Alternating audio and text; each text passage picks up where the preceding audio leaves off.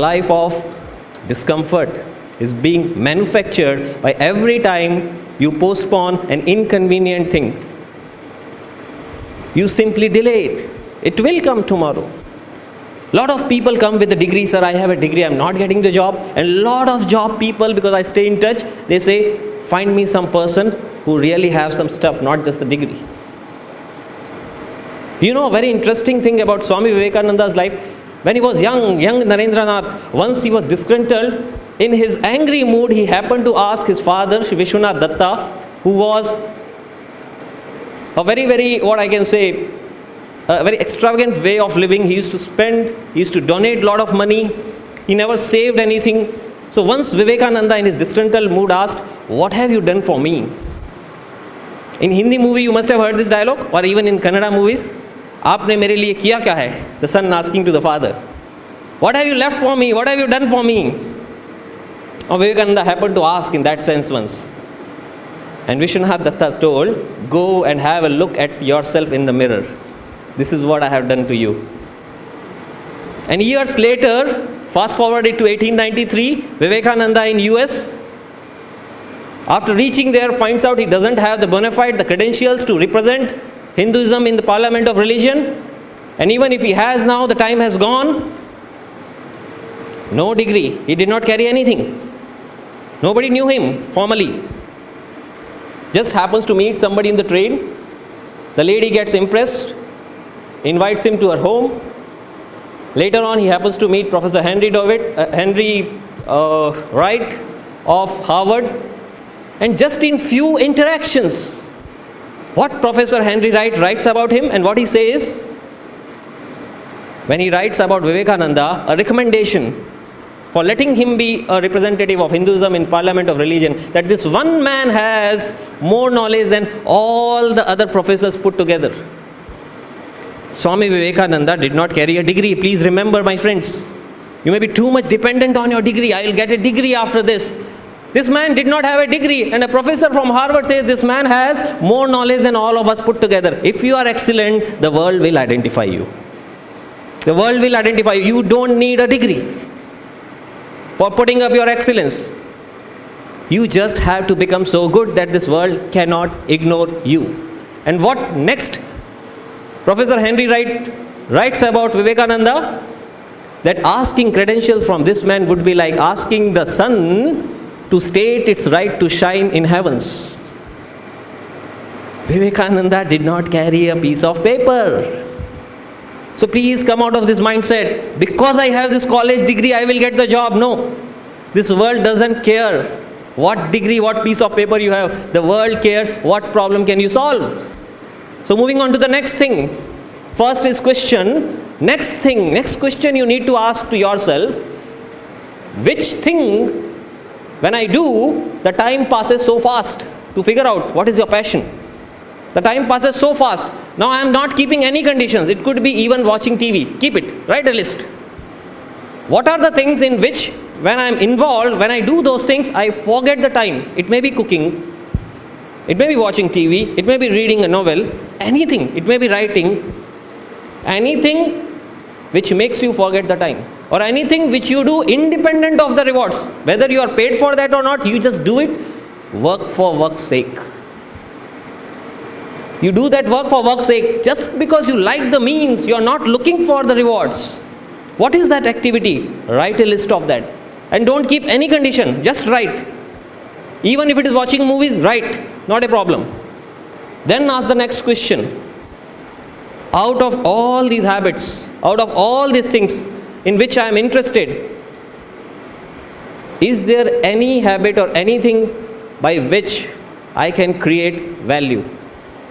By which I can create value. What is value creation? This world doesn't pay you for the degrees and marks and what people say about you. This world pays for the what problem of the world you solve. When you go with a degree to the organization for the job, they are really not interested in the degree. They are interested in what you can do for them. You have to find out with the interest. It may be singing, it may be writing, it may be dancing, it may be drawing, anything. With all those interests, do you find any scope of value creation? And if you put your mind to this, you will find enough avenues. Even watching TV can be made a means of value creation. Maybe you watch all the soap operas, all the TV serials, those Saas Bahu serials, you are so much interested and you watch everything. Now think, what can I do to create value by this activity? So there are so many people who watch these things. There are so many people who do not have time to figure out which one is good, which one is bad. Can I become a good writer? Can I maintain a blog where I give a nice commentary of it? And it is so dependable that people can review my ratings and then decide what to watch, what not to watch. It will take time, yes, but you are creating value within your activities. Only if you create value, you are going to be identified. So be interested in creating value. Give you a simple example of making you to make you understand this idea of value creation. Let's say there are two Kirana stores. And you must have seen this scenario at many places. Two Kirana stores, both nearby, both selling same goods, same articles, almost of same quality, same price. Yet one attracts so many customers, other doesn't attract even the half the customer of that. You must have seen these scenarios. Now what makes this one fellow to attract more customer? What makes him to do that is he understands the idea of value creation. He knows what I sell, this fellow, my neighbor also is selling. How much money I take, he also takes. I can't beat him on quality, I can't beat him on price. Can I beat him on service? So what he does simple things. You go to this Kirana store, if you are a regular customer, he knows you by name. He makes you feel a little special. He asks you, how was the exam? How was your grandpa? How was your picnic trip? How was this movie? He just makes you feel little special. And when you are identified among 4 people, you feel good. That's your value. And what becomes your vocabulary? In Andhra they say, mana shop, my shop. Do you have a shareholding in that shop? No. Why do you call it my shop? Because you feel connected to it. And now you are ready to wait for a few minutes. Even though the other guy is free, you do not go to his shop, but you go to this fellow's shop. He knows how to create value. So, what all you know, what all you are interested in, you got to ask this question, what is my way of value creation? Only that will make you famous, only that will make you serve. Even if you want to serve the world, you have to create value.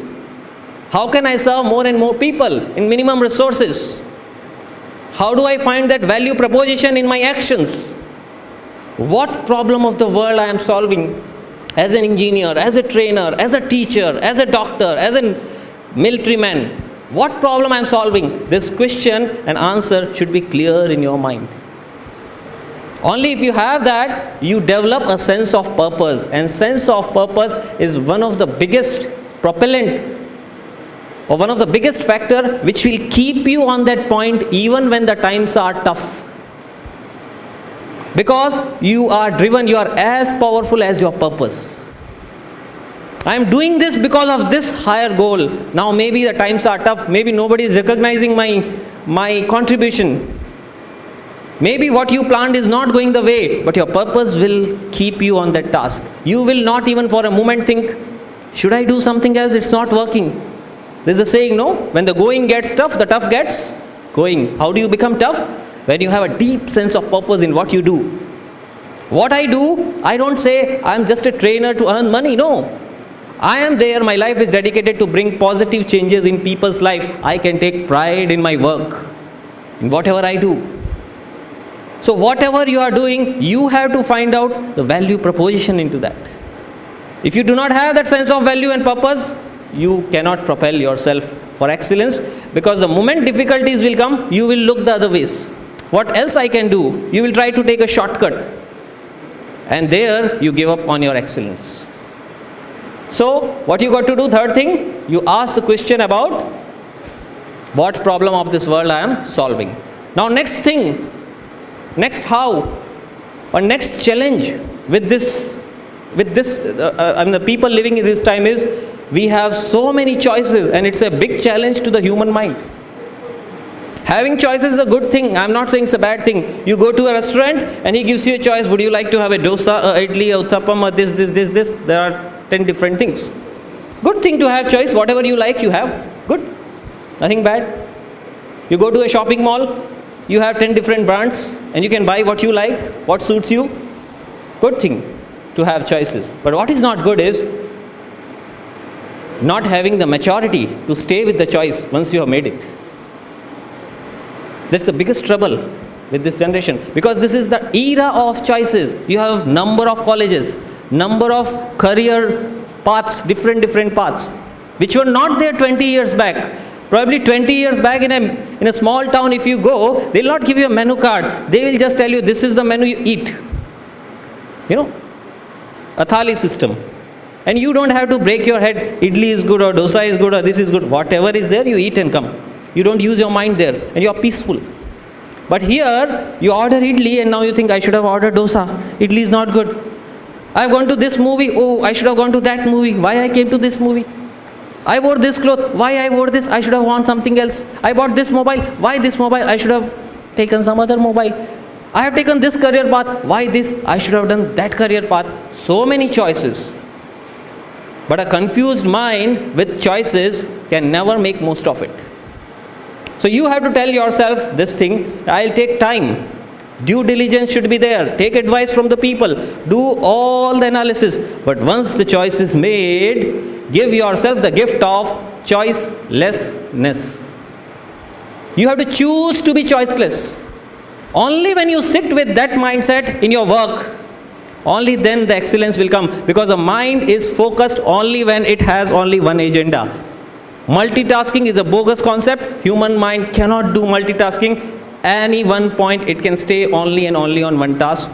If you are trying to do two things, yes sir, I can study and I can listen music. You are either listening music or studying. Your mind is just jumping here and there, here and there, here and there. This is what modern science says. So you have to choose mastery, and for mastery, what you have to decide? If I choose one thing, I stay with it.